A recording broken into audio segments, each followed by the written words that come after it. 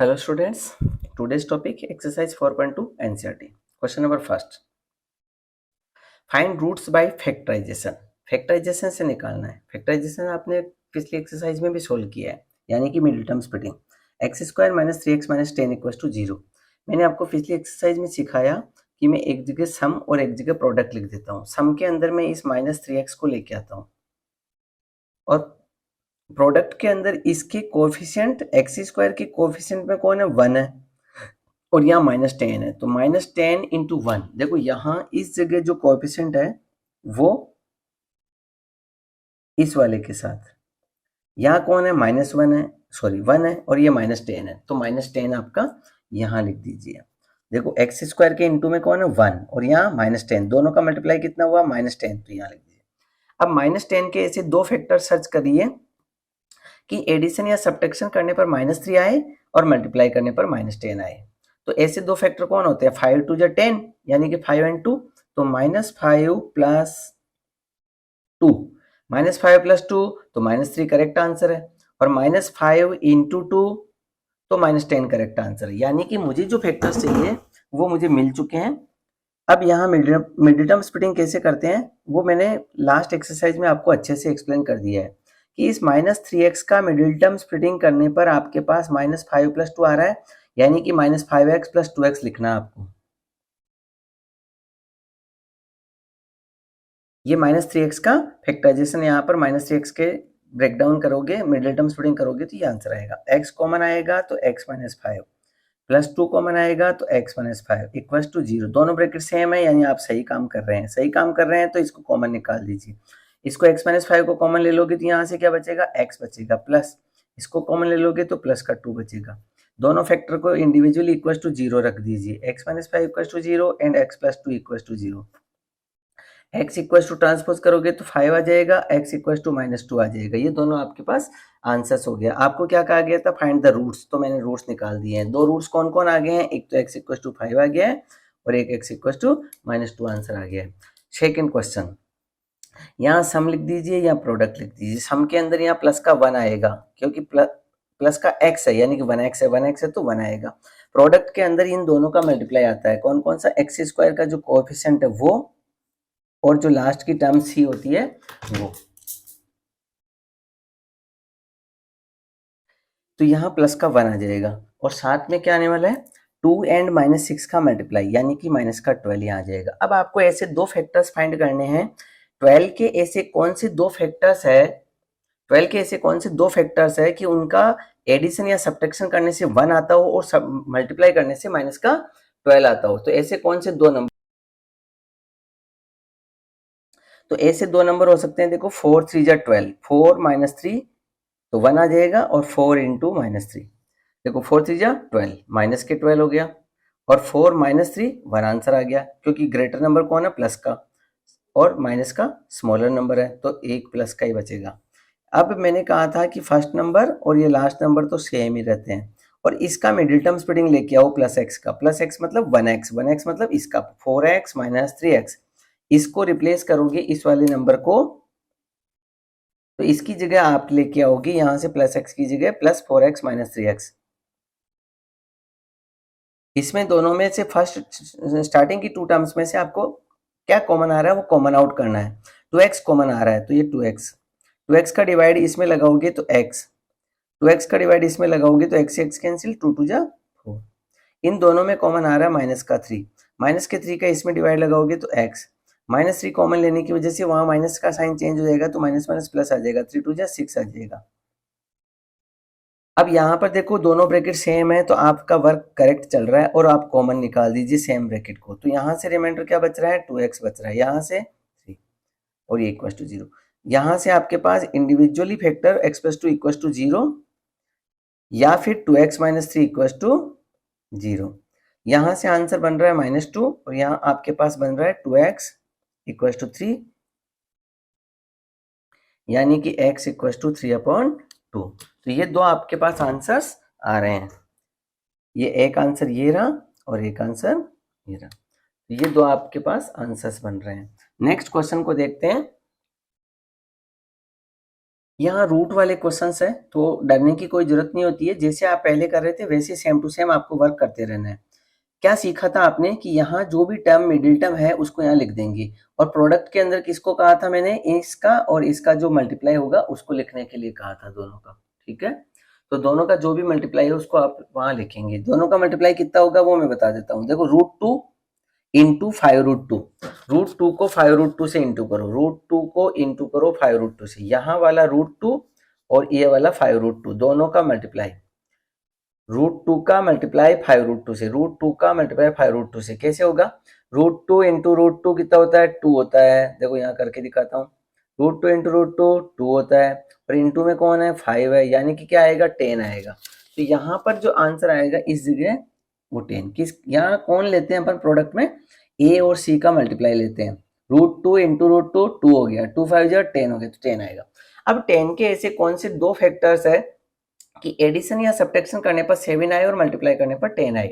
तो आपको ये वाला तो बहुत इजी सबको पता है कि 5 2 10 होता है और 5 2 7 होते हैं, यानी कि आप यहाँ 2 + 5 लिखें चाहे 5 + 2 लिखें, एक ही बात है, 2 × 5 लिखें, दोनों का मीनिंग सेम है। मैं चाहे 2 आगे कर दूं 5 पीछे कर दूं, 2 आगे कर दूं 5 पीछे कर दूं, 5 आगे कर दूं 2 पीछे कर दूं, कोई फर्क नहीं पड़ रहा है। मैं 2 + 5 लिखूं तो ही 7 कहलाता है, 5 + 2 लिखूं तो ही 7 कहलाता है, तो कोई फर्क नहीं पड़ता इन चीजों का, ध्यान रखें, कोई डरने वाली बात नहीं है।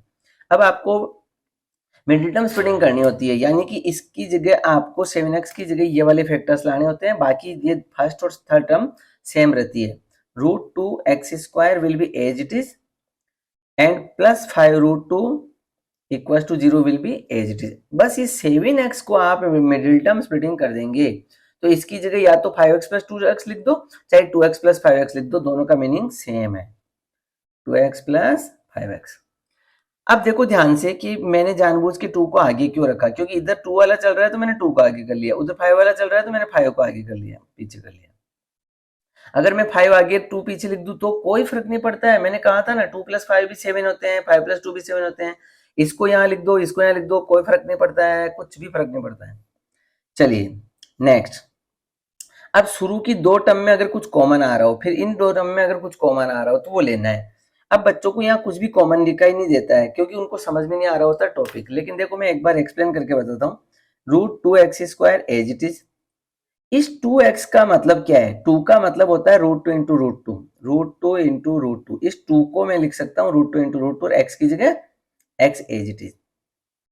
5 को मैं क्या लिख सकता हूँ 5x और यहाँ 5√2, तो 5 तो एज इट इज कॉमन आ रहा है तो मैं क्यों चेंज करूंगा, मैं नहीं करने वाला हूं कुछ भी चेंज। ओके, इन दोनों में कुछ कॉमन है, ये इस 2 की जगह अब मैंने √2 × √2 लिख दिया है, कोई बात नहीं। इस टर्म और इस टर्म में क्या कॉमन आ रहा है, तो ध्यान से देखोगे तो √2 कॉमन आ रहा है दोनों के अंदर, तो √2 कॉमन ले लीजिए, x भी कॉमन आ रहा है, x भी कॉमन ले लीजिए, √2 का डिवाइड गया कैंसिल आउट, x का डिवाइड गया तो एक x बच गया, √2 से √2 कैंसिल, x से x कैंसिल, तो बचा कौन √2 बच गया। देखो √2 का डिवाइड √2 कैंसिल, x का डिवाइड x कैंसिल, बचा कौन √2। इधर की तरफ क्या कॉमन आ रहा है यहाँ सेकंड टर्म में, तो यहाँ 5 कॉमन आ रहा है, 5 कॉमन ले लोगे तो क्या बचेगा, 5 का डिवाइड लगाइए तो 5 से 5 कैंसिल आउट, तो बच गया x प्लस, ठीक है 5 × 5, 5 का इसमें डिवाइड लगाओगे तो √2 बचेगा सिर्फ। अब दोनों ब्रैकेट सेम है जब तो आपका वर्क बिल्कुल करेक्ट चल रहा है, हाँ मेरे तो दोनों ब्रैकेट सेम है, तो फिर कॉमन निकाल दो, इस सेम ब्रैकेट को निकाल दिया, ये पूरा ब्रैकेट कॉमन गया तो बचा कौन √2x बच गया, इसमें से भी ये कॉमन गया तो रिमाइंडर कौन बचा 5 बचा और इक्वल टू 0। अब इस एक individual x plus √2 equal to आपको 0 लिखना है और √2x + 5 इक्वल टू 0 लिखना है, तो x का आंसर कितना हो जाएगा, x का आंसर हो जाएगा -√2, यहां से √2x इक्वल टू -5 है तो x इक्वल टू कितना हो गया -5/√2 हो गया। तो इस तरीके से आपको जो 2 रूट निकालने थे वो आपने निकाल दिए हैं, दोनों के दोनों रूट। यहाँ पे देखिए आप 2x² - x + 1/8 इक्वल टू 0, यहाँ ध्यान से देखोगे तो देखो फ्रैक्शन में वैल्यू है, यानी कि ये जनरल फॉर्म में नहीं है। जनरल फॉर्म क्या होती है, जनरल फॉर्म होती है ax² + bx + c equal to 0, इसे हम जनरल फॉर्म कहते हैं। लेकिन यहाँ जनरल फॉर्म नहीं है, यहाँ तो फ्रैक्शन में c की वैल्यू यहाँ फ्रैक्शन में चल रही है, तो मैं जो भी आपकी यहाँ पर एलसीएम बन रहा हो उस एलसीएम ले लीजिए। एलसीएम तो 8 आ रहा है क्योंकि इसके अपॉन में कुछ नहीं है 1 है, इसके अपॉन में कुछ नहीं है 1 है, 1 1 8 का एलसीएम कितना होता है 8 होता है। जो एलसीएम आएगा उससे इस पूरे को मल्टीप्लाई करा दीजिए, पूरे पोलिनोमियल को एलसीएम से मल्टीप्लाई करा दीजिए। आपने पोलिनोमियल वाली एक्सरसाइज में पढ़ा था कि इससे जनरल फॉर्म बन जाएगी 8 2 जा 16x² माइनस 8x प्लस 8 का इंटू 1/8 से करेंगे तो 8 से 8 कट जाएगा तो 1 आंसर और इधर 0। अब कई लोग कहेंगे सर ऐसा करने की क्या जरूरत है, आप एलसीएम लेते तो वैसे ही सही हो जाता। हाँ बिल्कुल वही तो किया है, बस तरीका अलग था। आप सीधा सिंपल इसका एलसीएम ले लो, ओके, तो यही आंसर आएगा। अब आइए कि इसको सोल्व कैसे करें। अभी जितनी देर तक हमें बता रहा था वो सारे यही पैटर्न थे। यहाँ -8 लिख दीजिए और 16 इंटू 1 16 लिख दीजिए। अब ऐसे 16 के ऐसे कौन से दो फैक्टर है कि उनको एडिशन या सब्ट्रैक्शन करने से -8 आता है और मल्टीप्लाई करने से 16 आता है। कई बच्चे कहेंगे सर 8 2 जा 16 कर दो। अरे 8 2 जा 16 नहीं होगा क्योंकि 8 और 2 दो फैक्टर लोगे तो 8 कहाँ से आएगा, नहीं आएगा। न तो 8 और 2 को ऐड करने से 8 आता है ना सब्ट्रैक्ट करने से आता है, तो 8 2 जा 16 मत ले लेना। कुछ कहेंगे 4 4 जा 16 ले लो, चलो देख लो कि 4 4 जा 16 से सही हो सकता है कि हाँ हो सकता है ना। 4 और 4 -4 तो माइनस के 8 करेक्ट है। -4 इंटू -4 दोनों का अगर मल्टीप्लाई करूं तो माइनस माइनस प्लस प्लस का 16 राइट है। यानी इसका करेक्ट जो फॉर्मूला, करेक्ट जो यहाँ पर बन रहा है वो यही बन रहा है। आइए यहाँ स्टार्ट करते हैं। First number and last number will be same.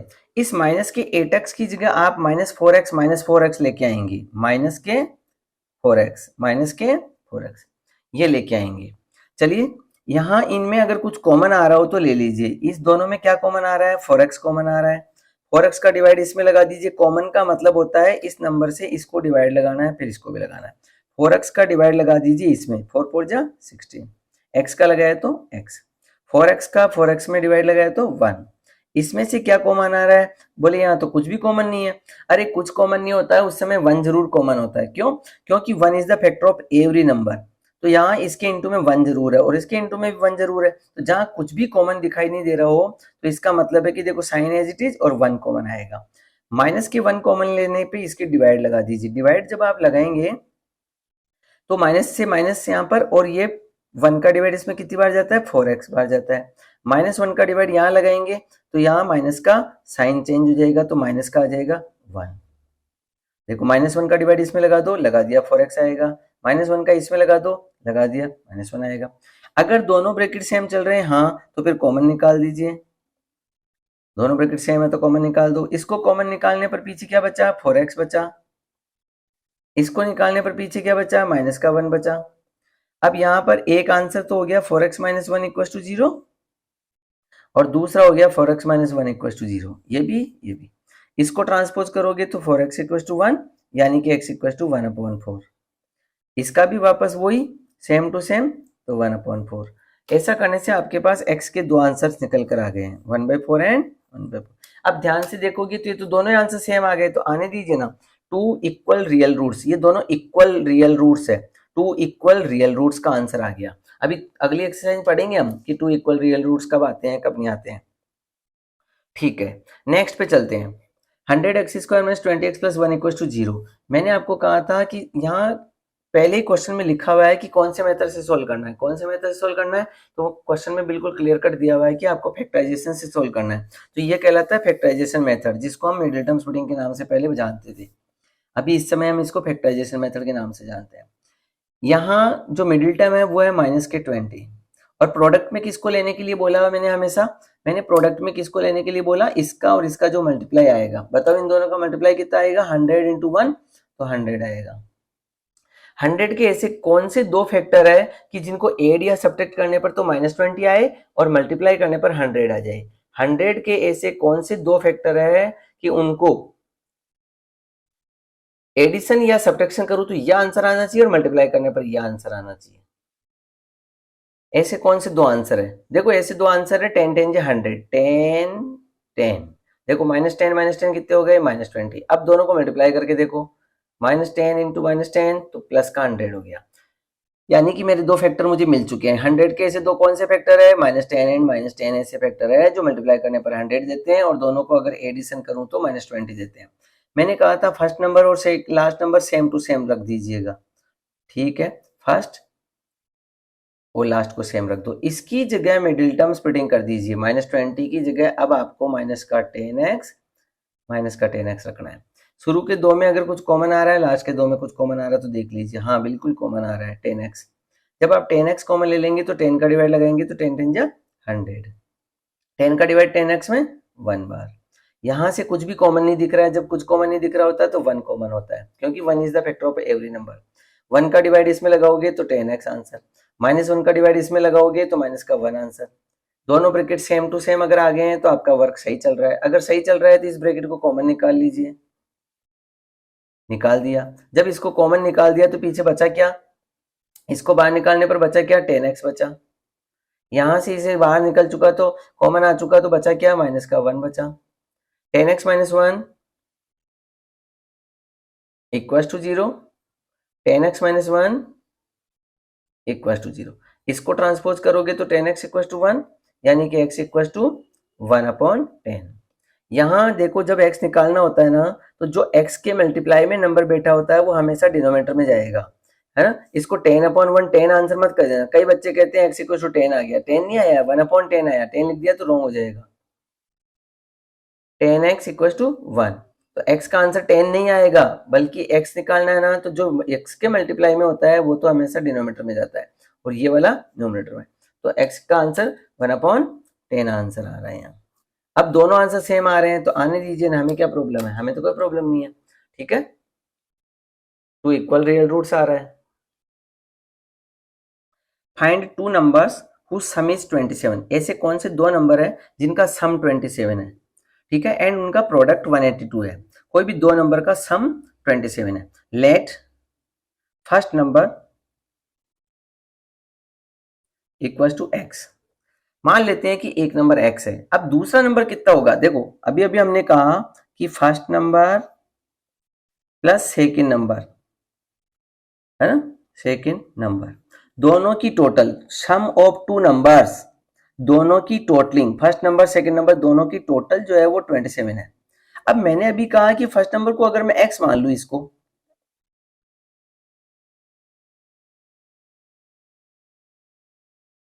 अगर मैं एक को x मान लू, दो नंबरों की टोटल, दो नंबर्स की टोटल 27 है। अगर मैं एक को फर्स्ट नंबर को x मान लू तो बताओ सेकंड नंबर का आंसर कितना आएगा। अरे भाई सेकंड नंबर का जो आंसर आएगा वो आएगा, पहले इसको लिया जाता है और फिर इसको ट्रांसपोज कर दिया जाता है।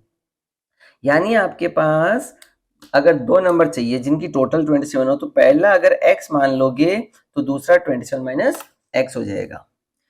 ऐसे दो नंबर बताओ जिनकी टोटल 27 है, तो आप एक x ले लोगे तो दूसरा 27 माइनस x हो जाएगा। जैसे मैं एक और एग्जांपल बोलूं कि ऐसे दो नंबर बताओ जिनकी टोटल 15 है, तो आप कहोगे एक x ले लो, एक 15 माइनस x ले लो। लेकिन अगर किसी ने x माइनस 15 बोल दिया तो रॉन्ग हो जाएगा।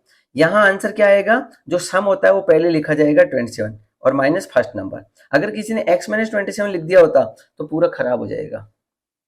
अब आगे बढ़ो, अकॉर्डिंग टू क्वेश्चन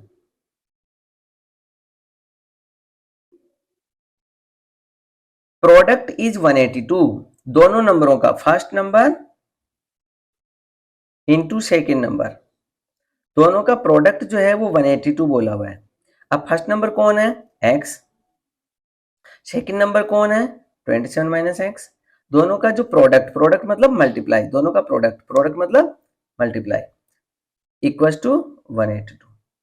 अब मल्टीप्लाई कर दीजिए, 27x, x का मल्टीप्लाई हो गया। अब x का माइनस x से, x इंटू माइनस एक्स तो एक्स स्क्वायर, x का मल्टीप्लाई x से कितना हुआ, एक्स स्क्वायर और माइनस का माइनस। इस 182 को ट्रांसपोज कर दीजिए, तो अब राइट हैंड साइड में ये तो ट्रांसपोज हो गया तो कुछ भी नहीं बचा, जीरो कर दिया। अब इसका यहाँ जो डिग्री है वो 2 है और 2 डिग्री का मतलब हो गया क्वाड्रेटिक इक्वेशन। लेकिन यहाँ माइनस आ रहा है, इसको हटाने के लिए मैं क्या करूंगा, सबको ट्रांसपोज कर दूंगा, यानी कि माइनस के साइन का मल्टीप्लाई करा दूंगा। तो यहाँ माइनस का एक्स स्क्वायर था वो प्लस का एक्स स्क्वायर हो जाएगा। जो प्लस का 27x है, देखो इसको जब मैं ट्रांसपोज करके उधर ले जाऊंगा तो किसका हो जाएगा, प्लस का। ये किसका हो जाएगा, माइनस का। और ये किसका हो जाएगा, प्लस का। इक्वल टू 0, यानी कि इस जिस जो हाईएस्ट पावर वाला वेरिएबल है उसको प्लस बनाने के लिए मैं सबको ट्रांसपोज कर दूंगा, यानी कहने का मतलब इस पूरी इक्वेशन को माइनस का मल्टीप्लाई कर दूंगा, तो ये आंसर आ जाएगा। अब इसके मुझे मिडिल टर्म स्प्लिटिंग वगैरह करके, अब देखो यहाँ ये वर्ड प्रॉब्लम का क्वेश्चन है, इसमें कहीं नहीं लिखा कि कौन से फॉर्मूले से करना है, क्या करना है, क्या नहीं करना है, ऐसा कुछ भी नहीं लिखा हुआ है, ठीक है। लेकिन ये एक्सरसाइज किसकी चल रही है, ये एक्सरसाइज चल रही है आपके पास फैक्टराइजेशन मेथड की। अब फैक्टराइजेशन मेथड हमने पढ़ा कि पहले यहाँ से तो माइनस का 27 आ जाएगा, और प्रोडक्ट में कौन आएगा, प्रोडक्ट में इन दोनों का मल्टीप्लाई, यहाँ से तो 182 और इसके कोएफिशिएंट में यहाँ 1 है 1, तो 1 इंटू 182 यानी कि 182 आ जाएगा। अब ऐसे कौन से दो नंबर है जो मल्टीप्लाई करने पर 182 देते हैं और प्लस या माइनस करने पर माइनस का 27 देते हैं, ऐसे कौन से दो नंबर है कि उनका मल्टीप्लाई करने पर तो 182 आ जाए और प्लस माइनस करने पर माइनस के 27 आ जाए। मैंने कहा था अगर आपको ऐसे दो नंबर ढूंढना मुश्किल होता है तो एक तरीका बताया था कि इस 182 के प्राइम फैक्टराइजेशन कर लीजिए। ओके, 182 के प्राइम फैक्टराइजेशन कर दीजिए। पहले 2 का डिवाइड जा रहा है 91 बार, फिर 7 का जा रहा है 13 बार, फिर 13 का 1 बार। अब आपका जो भी आंसर है वो इनके अंदर कहीं ना कहीं छुपा हुआ है, उसमें से निकालना आपको। मैंने ढूंढ लिया कि देखो 2 इंटू 7 14 होता है, तो एक नंबर तो मेरा 14 ले लूंगा और दूसरा नंबर मैं 13 ले लूंगा। अब मिला के देखो आपके राइट हो गया क्या, आपको कितना चाहिए था, 27 चाहिए था, क्या आ जाएगा इनसे 27, हाँ बिल्कुल आ जाएगा ना, 14 प्लस 13 27 ही होते हैं, यानी बिल्कुल राइट आएगा।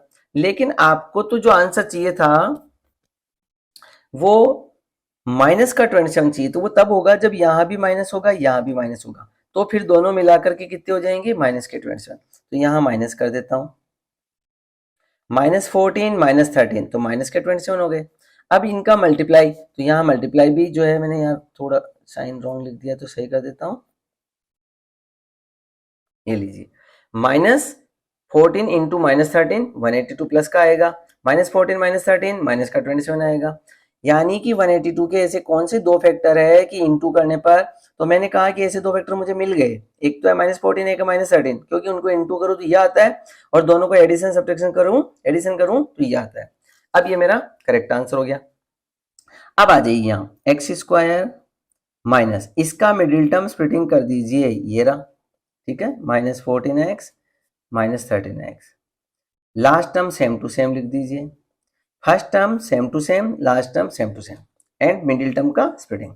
अब इसमें कुछ कॉमन आ रहा है, हाँ बिल्कुल आ रहा है x, तो x कॉमन लेने पर x बच गया, यहाँ से 14 बच गया। इसमें क्या कॉमन आ रहा है, आप कहेंगे 13 आ रहा है, क्यों भाई, पता कैसे चला, देखो 13 के टेबल यहाँ 13 में जाती है और 13 की इसमें भी जाती है, और वैसे जजमेंट यहाँ से हो जाता है, यहाँ क्या चाहिए x, तो x तो तभी आएगा जब मैं 13 कॉमन लूंगा, 13 कॉमन गया तो x, माइनस का साइन कॉमन लेने की वजह से यहाँ साइन चेंज हो गया, है ना, माइनस के 13 कॉमन लिए तो माइनस के 13 का यहाँ डिवाइड लगाओगे तो माइनस आ जाएगा, प्लस की जगह माइनस हो जाएगा, जब इधर माइनस होता है तो वहाँ साइन चेंज, 13 का डिवाइड इसमें लगा दो, लगा के देखोगे तो 14 ही आएगा। अब देखो दोनों ब्रैकेट सेम टू सेम है, यानी कि राइट है तो कॉमन निकाल दो, निकाल दिया। अगर ये कॉमन निकल गया तो पीछे क्या बचा, x बचा, ये कॉमन निकल गया तो पीछे क्या बचा, माइनस का 13 बचा, x minus 14 equals to 0, x minus 13 equals to 0, तो यहाँ से आंसर क्या आया 14, यहाँ से आंसर क्या आया 13। अब आपको करना क्या था, ये तो वर्ड प्रॉब्लम का क्वेश्चन है, और वर्ड प्रॉब्लम का क्वेश्चन तो वापस जाके पढ़ो, तुम्हें निकालना क्या था, फाइंड टू नंबर्स, पहला नंबर है x, पहला नंबर तो x। अब यहाँ तो x के दो आंसर आ रहे हैं, तो दो आ रहे हैं तो सोल्व करना पड़ेगा, ठीक है, अगर x के दो आंसर आ रहे हैं तो कुछ ना कुछ आइडिया निकालना पड़ेगा। x के 14 भी लूंगा तो यहाँ सेकेंड नंबर जो है वो, देखो फर्स्ट नंबर x है तो सेकेंड नंबर कितना आएगा 27 माइनस एक्स, देखो इफ x इक्वल टू 14, अगर मैं x की 14 लूं तो यहाँ y का सेकेंड नंबर जो आ रहा है वो कितना आ रहा है, अगर x इक्वल टू 14 में फर्स्ट नंबर लूं, फर्स्ट नंबर तो सेकेंड नंबर आएगा 27 माइनस, एक सेकेंड, फर्स्ट नंबर अगर मैं 14 लूं तो सेकेंड नंबर कितना आएगा 27 माइनस एक्स, ठीक है, सेकेंड नंबर 27 माइनस एक्स, यानी इसका मतलब सेकेंड नंबर जो आएगा वो आएगा 27 माइनस 14 यानी 13 आएगा। अब इधर यहाँ लाइन करके मैं सेकंड केस लिख देता हूं। ये तो फर्स्ट केस हो गया, केस फर्स्ट, ये केस सेकंड, केस सेकंड। अगर मैं x का 13 लेता हूं, if first number x equal to 13, तो सेकंड नंबर कितना होगा? सेकंड नंबर हो जाएगा 27 माइनस एक्स, 27 माइनस 13 तो 14। अब आप कहेंगे कि जब 14 फर्स्ट नंबर ले रहा हूं तो सेकंड नंबर 13 आ रहा है, लेकिन अगर फर्स्ट नंबर 13 लूं तो सेकंड नंबर 14 आ रहा है, 14 लूं तो 13 आ रहा है, 13 लूं तो 14 आ रहा है। यानी कि आपका फाइनल आंसर क्या है? फाइनल आंसर दोनों है। अगर फर्स्ट 14 होगा तो सेकंड 13 होगा, और फर्स्ट 13 होगा तो सेकंड 14 होगा। तो यही आपके आंसर है। Find to consecutive positive integer. देखो फिर से वापस क्वेश्चन जो है ना वो पॉजिटिव इंटीजर्स का है। पॉजिटिव इंटीजर्स, पॉजिटिव इंटीजर्स अभी थोड़ी देर पहले मैंने बताए थे। क्या बताए थे कि पॉजिटिव इंटीजर्स जैसे 1 2 3 4 5 6 7 8 9 10 ये सब पॉजिटिव इंटीजर्स है। लेट, है ना, two positive integers, two consecutive positive integers are x and x plus one. मान लेते हैं कि एक तो एक्स है पॉजिटिव इंटीजर और एक एक्स प्लस वन है, क्योंकि कंसेक्यूटिव पूछा है, कंसेक्यूटिव पूछा तो प्लस वन लगाने से आ जाएगा। अब आगे बढ़ो, सम ऑफ हुज स्क्वायर्स इज 365। ये कह रहा है इसका भी स्क्वायर सम कर दो। देखो सम करना, सम सम सम किसका? फर्स्ट वाले का और सेकंड वाले का। इज 365।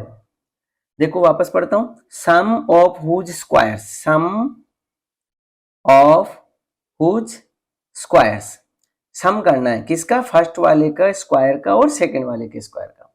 अब लेकिन ऐसा करता हूं तो ये तो एज इट इज आ जाएगा, बट यहाँ a प्लस बी का होल स्क्वायर बन जाएगा, जिसका आंसर होता है x square plus 2x plus 1, a square plus 2ab plus b square equal to 365।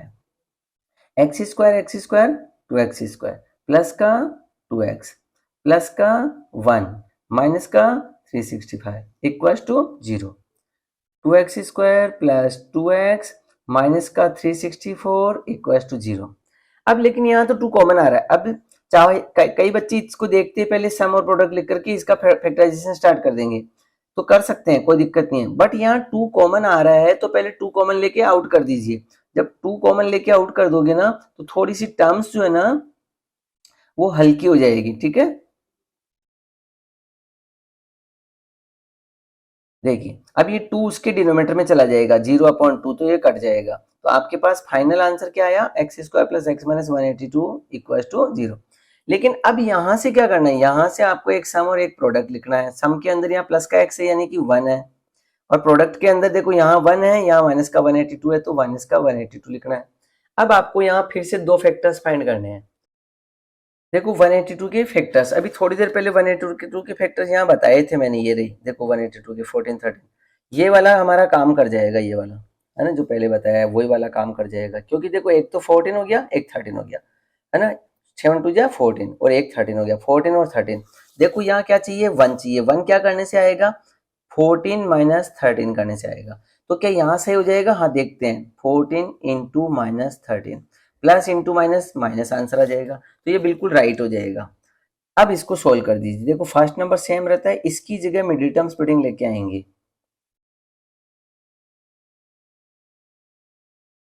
अब इन दोनों में से कुछ कॉमन आ रहा है तो कॉमन निकाल दीजिए, फिर इनमें से कॉमन आ रहा हो तो इनमें से भी निकाल दीजिए। इसमें कॉमन आ रहा है x, तो रिमाइंडर क्या बच गया? x का डिवाइड लगाओगे तो x का डिवाइड यहाँ लगाओगे तो 14। यहाँ से कॉमन आ रहा है 13, क्यों भाई? 13 की टेबल इसमें भी जाती है, इसमें भी जाती है, 13 की टेबल इसमें जाएगी तो x आंसर। माइनस के 13 कॉमन लिया तो माइनस की वजह से यहाँ का साइन चेंज, इस माइनस की वजह से साइन चेंज, 13 का डिवाइड इसमें लगाओगे तो क्या आएगा? लगा के देख लेना, ये 14 आएगा। अगर आपका ये वाला वर्क सही चल रहा होगा तो, इधर कुछ गलती हो गई होगी तो यहाँ भी हो जाएगी। दोनों ब्रैकेट सेम है तो कॉमन निकाल दीजिए, दोनों ब्रैकेट सेम है। अब ये कॉमन गया तो रिमाइंडर क्या बचा? x, यहाँ से x प्लस 14 कॉमन गया तो बचा क्या? 13। इक्वल टू में क्या आएगा? 0, क्योंकि ये इक्वेशन के क्वेश्चन है जिसमें इक्वल जाएगा। x plus 14 equal to 0। x minus 13 equal to 0। यहां से आंसर क्या आया, ट्रांसपोज करने पर माइनस के 14 आया, यहां से ट्रांसपोज करने पर क्या आया, 13 आया। अब बात ये चल रही है, तो वर्ड प्रॉब्लम का क्वेश्चन है, तो वापस इस आंसर को लेके वापस यहां जाया करो कि निकालना क्या है। देखो एक x लिया था, एक x+1 लिया था, टू पॉजिटिव इंटीजर्स निकालने, एक तो आंसर x चाहिए। अब देखो ये माइनस का 14 तो रिजेक्ट ही हो जाएगा, क्यों हो जाएगा बताओ, क्योंकि यहाँ पर पॉजिटिव इंटीजर्स बोला है, जबकि ये तो नेगेटिव इंटीजर है, तो इसलिए ये 14 तो रिजेक्ट ही हो गया नेगेटिव होने की वजह से। बस केवल ये एक ही काम का आंसर बचा x का। पिछले वाले क्वेश्चन में देखो दो दो काम के बच गए थे, ठीक है, क्योंकि दोनों में पॉजिटिव आ गए थे।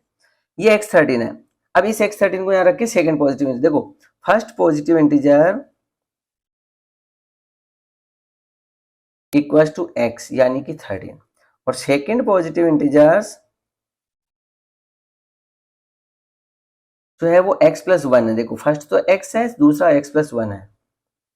x+1 का मतलब क्या हो गया, x की वैल्यू लिया हो 13, यानी कि आंसर कितना आएगा, 14 आएगा। तो आपके पास जो टू पॉजिटिव इंटीजर्स के आंसर आने हैं, ठीक है, two positive integers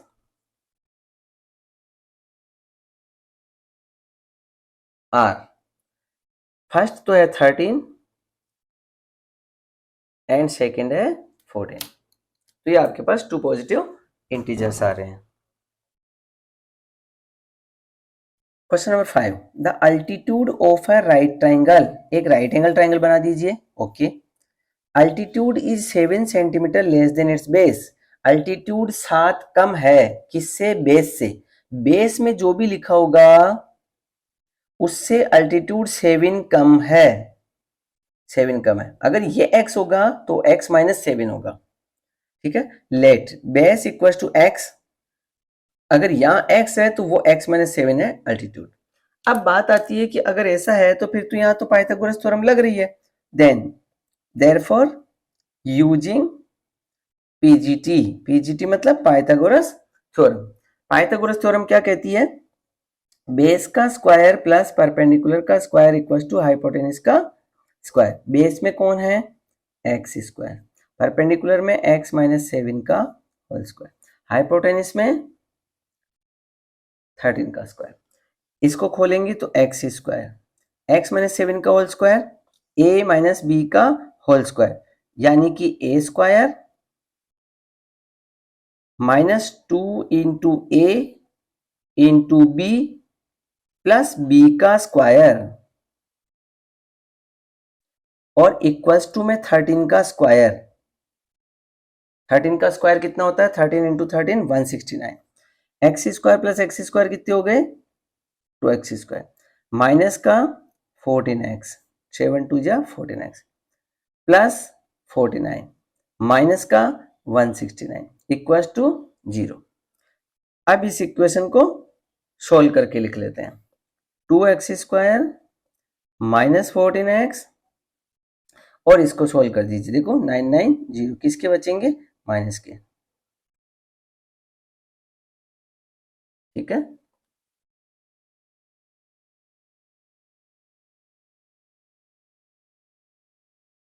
okay, 2x square यहां तक हो गया था, 2x square minus 14x minus 120 equal to 0। अब लेकिन इस इक्वेशन को ध्यान से देखें तो मिडिल टर्म स्प्लिटिंग करने के बजाय इसमें 2 कॉमन आ रहा है, उसको निकाल लेना चाहिए। देखो 2 कॉमन आ रहा है तो 2 को बाहर कॉमन निकाल दीजिए, तो बच गया एक्स स्क्वायर, 2 का डिवाइड इसमें लगाओगे तो 7x, 2 का डिवाइड इसमें लगाओगे तो 60। बट ये जो 2 मल्टीप्लाई में है ये उसके अपॉन में जब जाएगा तो 0/2 होकर के कैंसिल आउट हो जाएगा, खत्म हो जाएगा, 0/2 0 हो जाएगा। तो सिर्फ आपके पास यही ब्रैकेट शेष बच जाएगा, रिमाइंडर बच जाएगा x square minus 7x minus 60 equal to 0। अब यहां से वापस वही सेम प्रोसीजर जो हर बार करते आ रहे हैं। देखो यहां से क्या आएगा मिडिल टर्म स्प्लिटिंग के लिए, -7 आएगा, मल्टीप्लाई में -60 इंटू 1 -60 आएगा। अब ऐसे कौन से दो नंबर हम सपोज करें कि उनका मल्टीप्लाई तो -60 आए और एडिशन या सब्ट्रैक्शन करने पर माइनस का 7 आए। ऐसे दो नंबर क्या हो सकते हैं, देखो 12 5 जा 60 होता है, यानी कि माइनस का 12 प्लस 5, तो -12 में से +5 जाएगा तो -7, और माइनस के 12 इंटू 5 जाएगा तो माइनस का 60। अब आ जाइए आप आगे, x square as it is minus के 7x की जगह आ जाएगा माइनस का 12x प्लस का 5x माइनस का 60 इक्वल टू 0। देखो फर्स्ट नंबर सेम रहता है, लास्ट नंबर सेम रहता है। इस माइनस 7x की जगह मिडिल टर्म स्प्लिटिंग से माइनस 12x प्लस 5x आ जाएगा। ठीक है, माइनस 7x की जगह क्या आएगा? अब यहाँ कॉमन क्या आ रहा है? x, तो x माइनस 12 प्लस 5 कॉमन आ रहा है, तो x माइनस 12 इक्वल टू 0। एक ब्रैकेट x माइनस 12 कॉमन आ रहा है क्योंकि सेम है, तो यहाँ से बचा सिर्फ x। ये x माइनस 12 कॉमन गया तो बचा 5 इक्वल टू 0। अब आपके पास यहाँ दो आंसर है, एक तो हो गया x माइनस 12 इक्वल टू 0, एक हो गया x प्लस 5 इक्वल टू 0। तो x इक्वल टू माइनस 5, लेकिन माइनस 5 हो नहीं सकता। क्यों? क्योंकि x किसको माना है? बेस को। बेस नेगेटिव हो सकता है? नहीं हो सकता है। ये x के माइनस 5 नहीं हो सकते हैं। क्यों? क्योंकि x का मतलब यहाँ बेस है और बेस कभी नेगेटिव नहीं हो सकता, तो ये एक वैल्यू यहाँ रिजेक्ट हो जाएगी। अब सिर्फ आपके पास एक वैल्यू बची है, x इक्वल टू 12। अब x का वैल्यू तो 12 आ गया, यानी कि बेस में तो आपके पास 12 आंसर आ गया। अब दूसरा आंसर क्या लाना था आपको? अल्टीट्यूड का लाना था। अल्टीट्यूड निकाल लीजिए। अल्टीट्यूड का मतलब है x माइनस 7, यानी इसका मतलब हो गया कि देखो x का मतलब कितना है? 12 माइनस 7, तो 12 माइनस 7 यानी इसका मीनिंग कितना हो गया? 5 सेंटीमीटर। तो ये आपके पास दो आंसर जो है, फाइंड अदर टू साइड्स जो आपको निकालनी थी, वो अल्टीट्यूड भी आपने निकाल दिया और बेस में भी आपने आंसर निकाल दिया। तो दो आंसर आपको मांगे थे, दोनों आंसर आपने फाइंड कर दिए हैं। देखिए क्वेश्चन नंबर 6 सोल्व करते हैं, लेकिन 6 सोल्व करने से पहले इसका क्वेश्चन समझना जरूरी है। तो पहले क्वेश्चन को सुन लीजिए। इधर थोड़ा सा बारीक है, आपको दिख कम रहा होगा तो जूम करके देख लीजिएगा। A cottage industry produces a certain number of poultry articles. एक कॉटेज इंडस्ट्री है, उसमें कुछ आर्टिकल्स प्रोड्यूस होते हैं, कुछ आर्टिकल्स, कुछ चीजें बनाई जाती है पोल्ट्री आर्टिकल्स। एक फैक्ट्री है, उसमें थोड़े बहुत पोल्ट्री आर्टिकल्स बनाए गए। कितने बनाए गए आई डोंट नो, तो मैं उसको एक्स सपोज कर लूंगा। Okay, it was observe on a particular day that the cost of production of each article. फिर किसी दिन ये नोटिस किया गया कि एक आर्टिकल जो बन रहा है उसकी कॉस्ट कितनी आ रही है? 3 rupees more than twice the number of articles produced. एक आर्टिकल जो बनकर तैयार हो रहा है उसकी जो कॉस्ट आ रही है वो आ रही है, जितने आर्टिकल्स बने, कितने बने? एक्स बने, उसके दुगने से ट्वाइस यानी 2x, 3 रुपए ज्यादा है +3, तो ये उसकी कॉस्ट बन जाएगी। ठीक है, और दिन भर का जो टोटल कलेक्शन बनकर के फैक्ट्री में इकट्ठा हुआ वो 90 रुपए का सामान बिककर तैयार हुआ। अब पहले तो ये बताओ, कोई भी चीज का टोटल कलेक्शन कैसे होता है? कितनी चीजें बनाई और किस रेट की बनाई, इंटू कर दो तो टोटल कलेक्शन आ जाता है दिन भर का। चलिए इसको मैं यहाँ वापस कॉपी को अरेंज करके और आपको इस क्वेश्चन का सॉल्यूशन देता हूं। ठीक है, आइए वर्क स्टार्ट करते हैं। लेट, ठीक है, let number of articles, let number of articles produced equals to x. मान लेते हैं कि दिन भर में एक्स आर्टिकल बनाए। अब लेकिन क्वेश्चन में क्या लिखा है? A cottage industry produces certain number of poultry articles. कितने बनाए? एक्स बनाए। किस भाव से बनाए वो नीचे लिखा है। It was observed on a particular date the cost of production of each article was, cost of production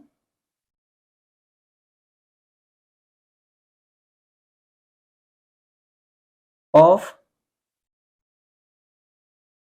each article.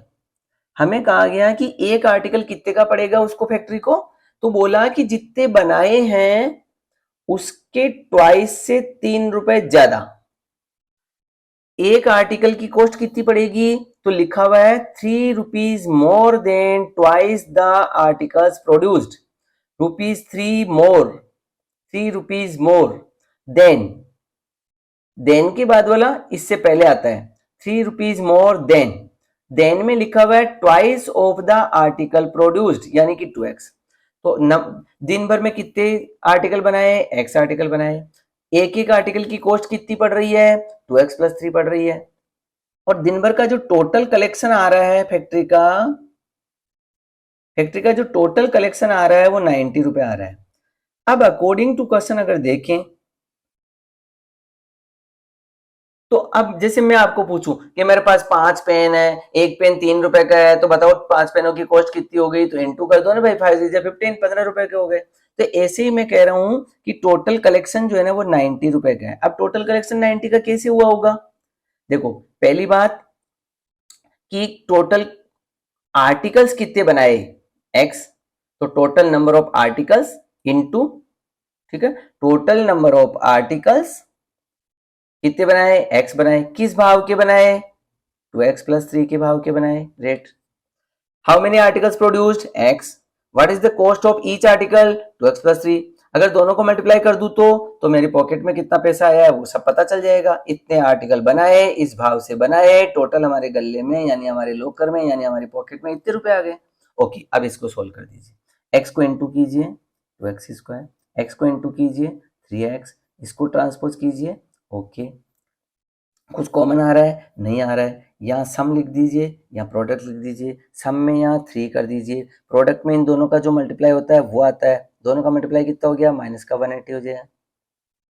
ऐसे कौन से दो फैक्टर्स है कि उनको आप मल्टीप्लाई करो तो 180 आवे और प्लस या माइनस करो तो 3 आवे।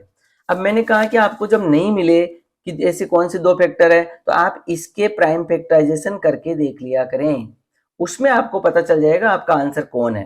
देखो इसके प्राइम फैक्टराइजेशन कर दो, कर दिए, 180 के प्राइम फैक्टराइजेशन कर लिए। अब आपको जो लाना है ना 3, वो इसमें कहीं ना कहीं छुपा है, इसके अंदर कहीं छुपा है, ढूंढ के निकालना है। चलो निकालते हैं। 2 2 जा 4, 4 3 जा 12। अगर मैं एक तरफ 12 कर दूं, एक तरफ अगर 12 कर दूं, तो दूसरी तरफ 5 3 जा 15 बच गया। 15 - 12 कितना होता है, 3 होता है। मेरा तो काम हो गया। 15 - 12 3, 15 इंटू -12 -180। यानी आपको जो दो नंबर ढूंढने होते हैं उसको ढूंढने का क्या तरीका बताया मैंने, इसके आपको 180 के प्राइम फैक्टराइजेशन कर लो, कर दिए। अब आपका जो भी आंसर है वो इनके अंदर से ढूंढना होगा, चाहे इन दो को एक तरफ करके 3 को एक तरफ करो, या इन दो को एक तरफ करके बाकी 3 एक तरफ करो, या 3 एक तरफ करके 2 एक तरफ करो, कैसे भी करो। देखो मेरे को तो इजीली मिल गया। 2 2 जा 4 3 जा 12, 12 मैंने एक तरफ रखा, 5 3 जा 15 एक तरफ रखा, 15 में 12 गया 3, मेरा आंसर आ गया। यानी इसका मतलब है कि 15 - 12 करूं तो 3 आ रहा है, और 15 इंटू -12 करूं तो -180। अब देखो मिडिल टर्म स्प्लिटिंग कैसे सिखाया था कि ये एज इट इज रहेगा, इसकी जगह 3x की जगह अब क्या आएगा, +15x -12x -90 equal to, first number same, last number same, इसकी जगह क्या आएगा, इसकी जगह ये आ जाएंगे। अब इसमें कुछ कॉमन आ रहा है, हाँ x आ रहा है, तो x कॉमन लेने पर ये x इसको काट देगा तो बचेगा 2x, x इसको काट देगा तो 15। यहां से क्या कॉमन आ रहा है, तो देखो यहाँ 2 भी आ रहा है, 6 भी आ रहा है ना, तो ज्यादा बड़ा नंबर कौन है, 6, तो 6 कॉमन निकलेगा। ठीक है, 2 भी है, 6 भी है, 3 भी है, तो बड़ा कौन है, 6, तो 6 कॉमन आ गया। 6 2 जा 12, देखो यहाँ मैच कर गया, x 6 का डिवाइड इसमें लगाओ तो प्लस के 15, दोनों ब्रैकेट सेम है, हाँ तो कॉमन निकाल लो, पीछे बच गया x - 6। एक आंसर तो हो गया आपका 2x + 15 = 0, दूसरा आंसर हो गया x - 6 = 0, तो ये तो हो गया 6 फाइनल। इधर से आंसर आ गया आपका -15/2 आ गया। देखो पहले 15 जाएगा राइट हैंड साइड तो माइनस का हो जाएगा, फिर ये 2 उसके अपॉन में आ जाएगा। अब ये x रिप्रेजेंट किसको कर रहा है वो देखो, x रिप्रेजेंट कर रहा है आर्टिकल्स को यानी चीजों को, चीजें कभी नेगेटिव नहीं हो सकती है, यानी इसका मतलब ये तो रिजेक्ट हो गया, क्योंकि कोई भी चीज नेगेटिव नहीं हो सकती है ना। एक पेन, दो पेन, कुछ तो होगा, माइनस में पेन तो नहीं हो सकते। अब फाइनल आंसर सिर्फ आपका ये एक बच गया। अब देखो कि क्या क्या फाइंड करना था, आर्टिकल्स प्रोड्यूस फाइंड करना था, ठीक है। Let the number of articles produced यानी x, x आ गया 6। फिर दूसरा क्या फाइंड करना था आपको, दूसरा फाइंड करना है cost of production of each article, cost of each article 2x + 3, 2 into x, x यानी कि 6, 6 2 जा 12 + 3 15, ये कॉस्ट है इसलिए रुपए आएगा। अब आपको एक तो ये आंसर निकालना था, नंबर ऑफ पार्टिकल्स प्रोड्यूस, और एक कॉस्ट निकालनी थी, तो कॉस्ट का आंसर आ गया आपके पास 15। तो ये आपका क्वेश्चन कंप्लीट हुआ। Thanks for watching my videos. Please like, share and subscribe. Thanks a lot again.